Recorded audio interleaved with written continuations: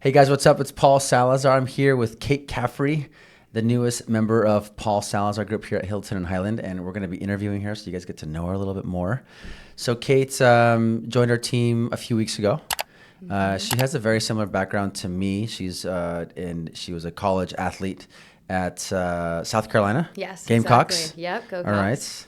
right. You were in track and field. Yep, Very track cool. and field and cross country. And cross country. Yes. Okay, very cool. And you're not from LA.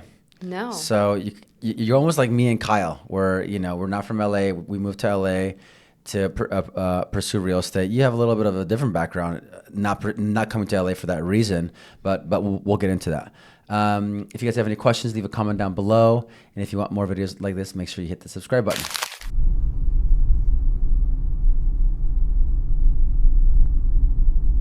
Let's get started. Awesome. So you're from Maryland. Yep. Okay. DC area, right Okay. outside of DC. All right.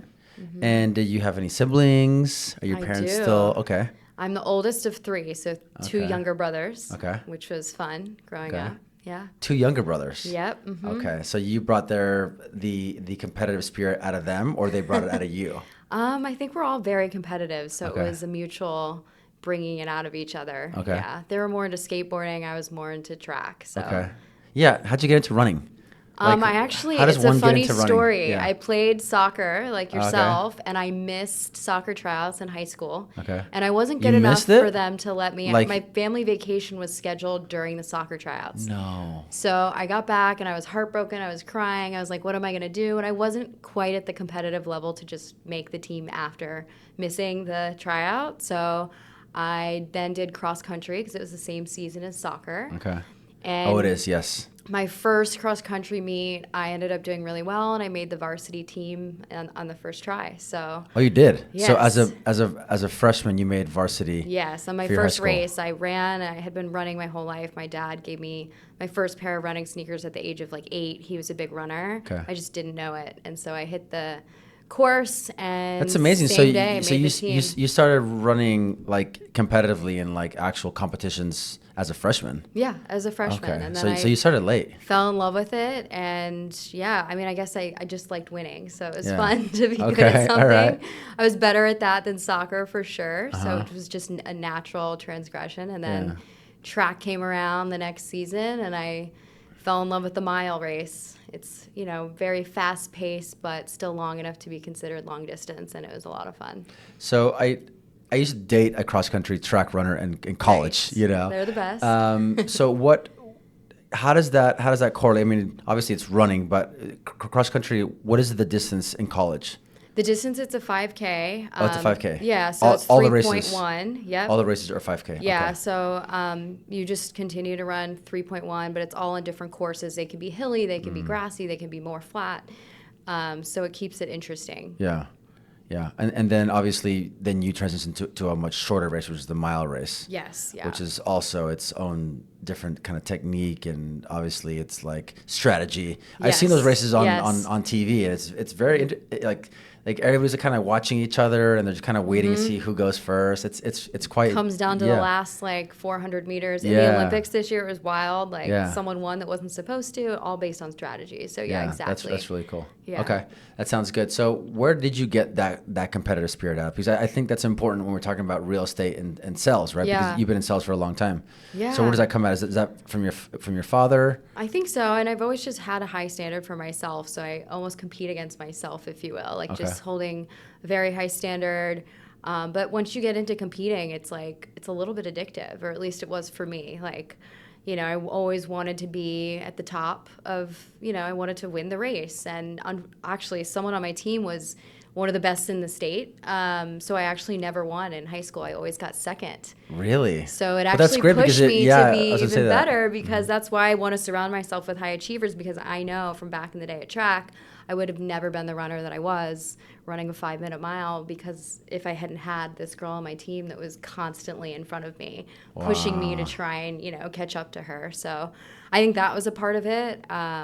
Just not ever getting that spot and still having that edge. And then obviously competing against two younger brothers, I think also plays into it a little bit. Just, the competitive nature of having siblings. Yeah, So.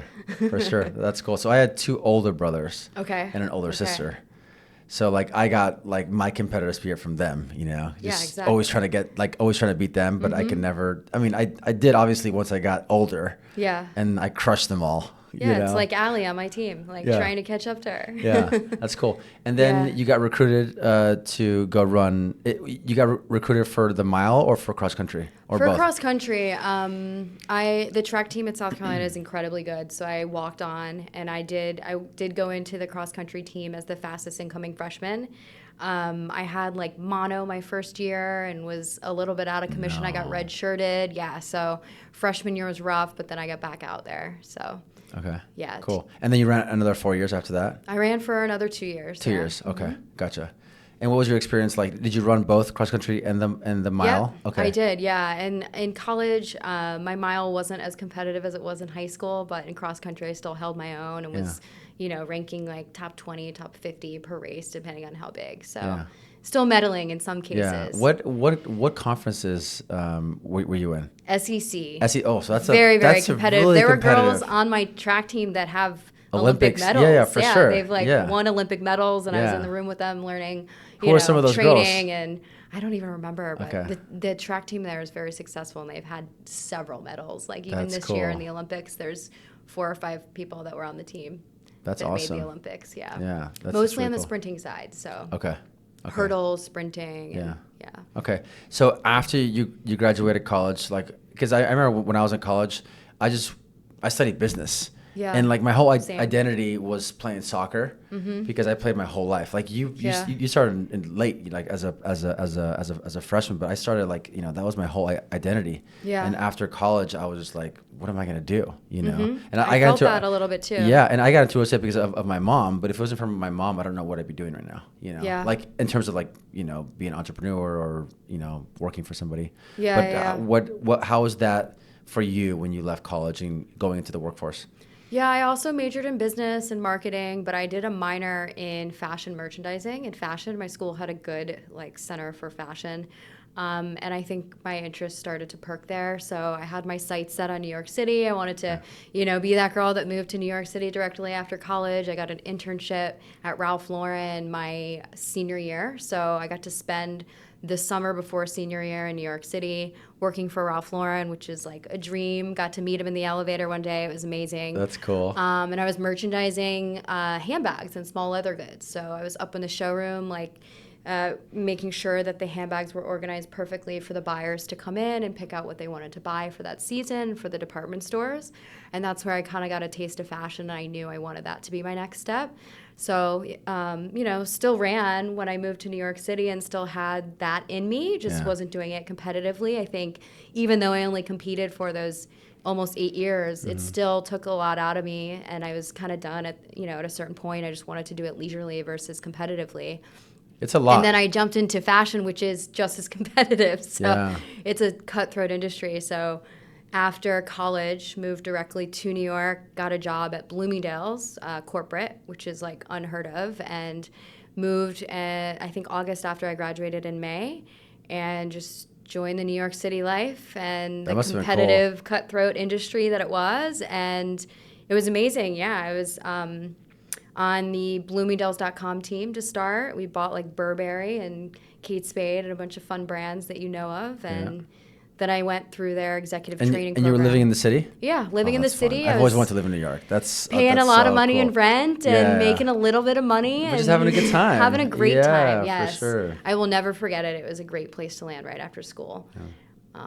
We'd go out after work every night, and it was just so much fun. The energy in New York is insane. It is. Like It's nonstop. I don't know how It is exactly. It's like nonstop, people yeah. like they work, then they go out and they go have like they're always out. They're like never in their apartment, which is why they're okay with living in a small little apartment. Exactly. You know? My shoebox was totally fine because I was never there. Yeah. Thank gosh. And you lasted how long there in New York? Like 11 how long? years. That's a long time. They say in the after city. 10, yeah. I did some time in Brooklyn. Once I discovered Brooklyn, I did the typical transition and moved across the water. So I spent, I think, about half my time in Manhattan, half my time in Brooklyn. Okay.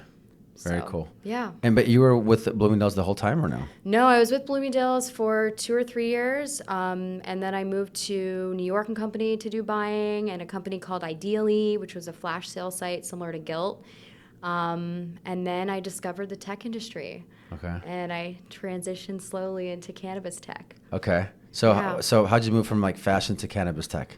And So also, what is cannabis This is a tech? good question. I actually took a job in publishing in between the two, and I was in a WeWork. And WeWork obviously has multiple companies. And next door to me was a company called LeafLink.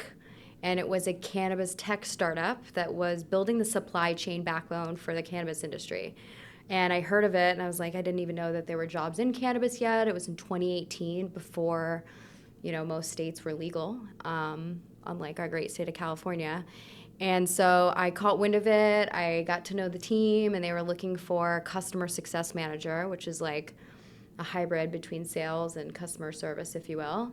And I applied, and a recruiter reached out to me the same week, and, lo and behold, got the job. I interviewed with the founders and was employee number like 10 at the time, potentially, and joined the team. So what is cannabis tech? This particularly was a CRM and an order platform that eventually grew into financing, logistics, and a number of other things for the cannabis industry. So really running the supply chain for wholesale cannabis. So dispensaries log on and order their cannabis for their dispensaries from the wholesaler. Okay. Yeah. So I worked with, the biggest cannabis companies in the world and got them onboarded onto the platform, that eventually moved into a full-time sales role because I knew the platform really well and knew everyone in the space. Okay. So before that, obviously you were in merchandising and fashion. Yeah. And what kind of, were you in the sales role there, or what kind of, or like customer service role? I was in a buying role, so it's a mixture buying. of all of that, because you have to negotiate and purchase the goods and then sell them on your own, in your own store. So you're negotiating from step one, when you're picking out what clothes you want to buy for that season. You're negotiating pricing, margins, discounts, things of that nature. Building relationships with the vendor, which would be like the Kate Spade or the Burberry. And then you negotiate the best deal you can, pull them into the store, and have a selling strategy to how you're going to sell that to the consumer. Oh, So I don't know. when are we going to mark works. down the shirt that you're wearing? Do we mark this down on this day or that day? Do we have enough? You basically are running a business on your own. You're responsible for whatever department you're buying for. So in my case, it was denim or coats, and you have a certain margin target you have to hit, and you have to strategize on how to get there, and that comes with all the negotiation. Okay, so you learned during that time negotiating, customer service, inventory, market. I mean, almost the whole thing. Like you said, it's like having your own business. Yeah. Oh, interesting. Okay, and working with a lot of different personalities. So, it was really awakening and eye-opening for sure. Okay. And then when you got into tech, you were more customer service in the beginning, and then you kind of turned it into sales. Yes, exactly. And then you were in the marijuana tech sales or cannabis tech sales for how long? For 6 years, 7 years. And I started as an individual contributor there, moved into an enterprise sales role at that company, LeafLink, and then ended up leaving after 4 years and going to 2 other companies where I was director of sales and built out sales teams and put CRMs into place and different strategies and go-to-market strategy and things of that nature. So teaching others, mentoring others how to sell, and still individually contributing as well. And that was in New York as well? Yes. Okay, got it. Most of that time was spent in New York. The last company I worked for, I did do a little bit here while I was here in LA, transitioning to LA and getting my real estate license. So tell us about why you moved from New York to LA. Yeah, good Weather. question. I've always wanted to live here. And you always wanted to live here, really? The plan was to actually go to college here, and my mom was like, the farthest you can go is Florida. So I went almost as far as that, to South Carolina. Okay. And then the plan was also to move here after college, but I got kind of stuck in New York, if you will, in that fast pace, and just ended up staying. And I was actually supposed to move to LA April of 2020, the month after the pandemic hit. Yeah. So I had plans to move here with LeafLink, the first cannabis company I was working for. But then the pandemic hit, and I just couldn't get out of my lease in New York. So I ended up staying there for an extra year. But have always had my sights on LA. I've always loved the weather, just the gorgeous scene here, and finally made the jump in 2022, January of 2022. Okay. So you've been here for a little over a year and a half. Going on 2.5 years. Wait, you said January of 2022? Yeah. Oh, it's yeah, you're right, 2024. Yeah. I'm like, I think I'm going on you're 3 years. Oh my gosh, it is 2024. Wow, okay. So going on 3 years. Okay. So, really adjusted to LA. I have a great community here and loving it. And I'm like, never going back. And when you moved here, did you know anybody here? Yeah, I knew Okay. a lot of people in the cannabis space. I actually came out to a conference here. It was in Palm Springs, and I met a bunch of great people, and I was like, okay, now is the time for me to make this move. I'm ready. I have a good community, and yeah, so I knew a good family friend was out here too, so I knew 2 solid friends, and we hung out like every Friday night until I met more people. And Oh, that's cool. yeah, I had a solid group of people here when I moved. Cool. So let's talk about how you went from that to real estate. Because I remember when we first talked, I asked you this question too. It's like, why real estate? Yeah. Because like I got into real estate because my mom was selling real estate, and I love houses, right? Yeah. So, but I don't know if I would have gotten into real estate if my mom wasn't in it. Yeah. I feel like she was the easy transition into real estate. I do feel like my mom actually pushed me a little bit too, but I've grown up with her just like she knows the price of every house on the block. She's passionate about it, and I think so am I, and I didn't realize this until more recently. But when I was traveling every 2 weeks in the cannabis space, I would be in different markets, different cities all around the U.S., and I just find myself on Zillow looking up different home prices and understanding the market. And I think for me, that was like serenity, if you will. Like whenever I'm stressed out, I love just like looking at homes and looking at home prices. I remember you told me that. I was like, okay, I love that. And dare I say I was using Zillow, but anyway, yeah. No, for me, I think Zillow's great. I mean, like as a consumer platform, absolutely, to look at stuff. Easy to It's easy to use, and there's estimates, even though they're not as accurate as we'd like them to be, but they're decent enough for you to get an idea of like the ballpark price point in certain areas. And to see inside the house, which is what I really loved. I love design. I mean, I come from fashion, and I do art on the side, and I think like there's that element to it as well. When I first got into real estate, I met a developer construction friend, and he took me on his team as a project manager so that I could learn that element of the business as well. How to build a house, how to source design, all of that. I was basically doing, project management worked closely with interior designers and helping order drains and shower drains, and got to work on an Olsen Kundig house and That's things cool. like that. That's one of the top architects in the world. The design That's element really cool. is really fun for me too, along with just like analyzing and understanding the market and trends and so on. What do you see yourself in the next like 10, 20? I feel like you're going to be like a developer at some point. I am, yeah. How did you know? Yeah, exactly. I have definitely big ambitions for the space and for myself. So I think I want to get a grasp on the LA market, which I'm doing now, and just have success here in residential, and then, prove my value in other ways, which is also like helping people develop and build even outside of LA. I want to own apartment buildings across the U.S. I've got my, sights on different markets right now that I think are going to be good to buy in a few months, if they're not already.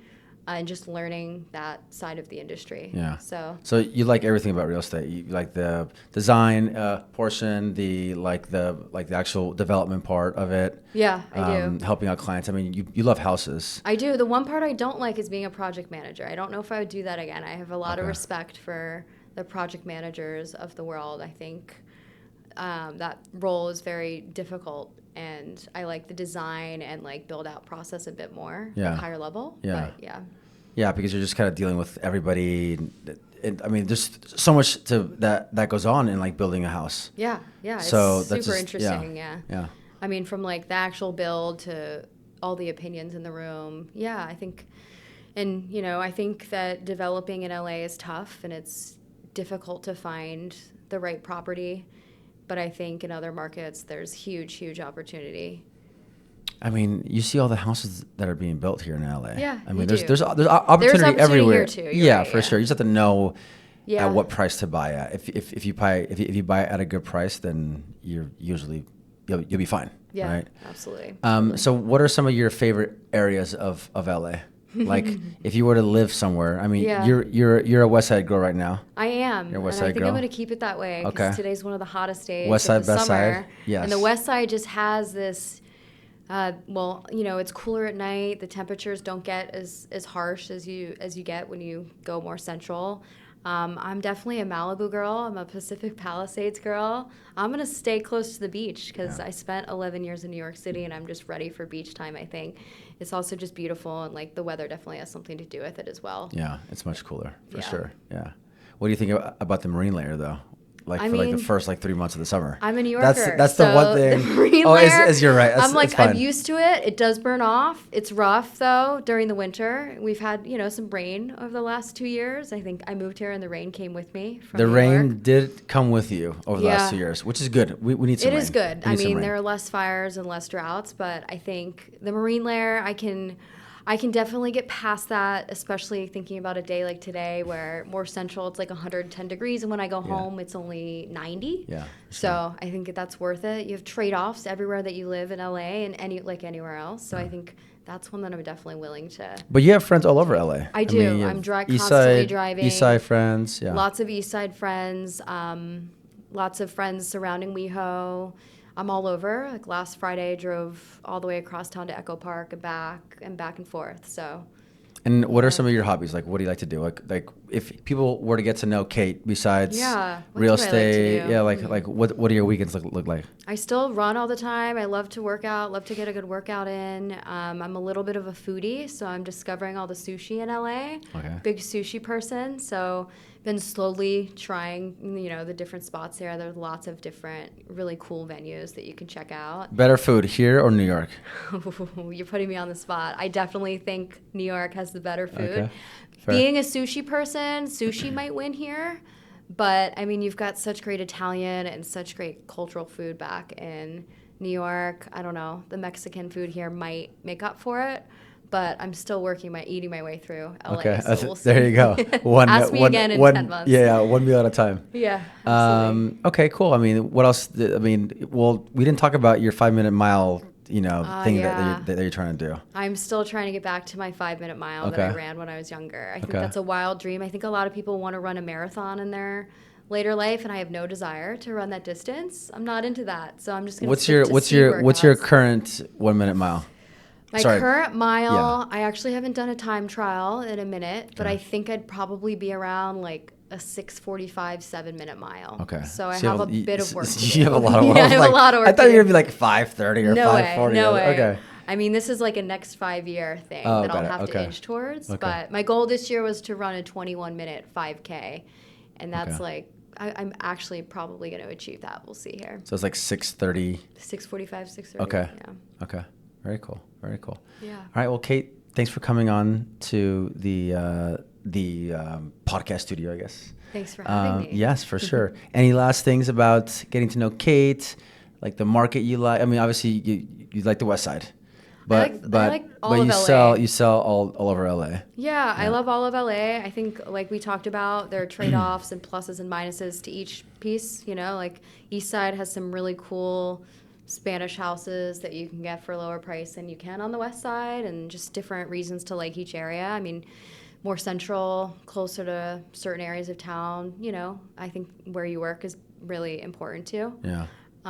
We work in Beverly Hills, so the commute for me is 15 minutes, and I'm not trying to have a longer commute than that. But about me, I mean, I love helping people. I've always been in customer service and customer success and sales, so I'm excited to help more people find their dream homes. Yeah, and you have a lot of energy. Like, so you're here early in the morning, and you're working all day. I'm the 5 a.m. girl. Open houses on the weekends. Yeah, every weekend. I mean, I enjoy it. So when you like what you do, I mean, I think everyone should follow their passions, and it makes life more fun. So all about that. Yeah. And how do people find you online?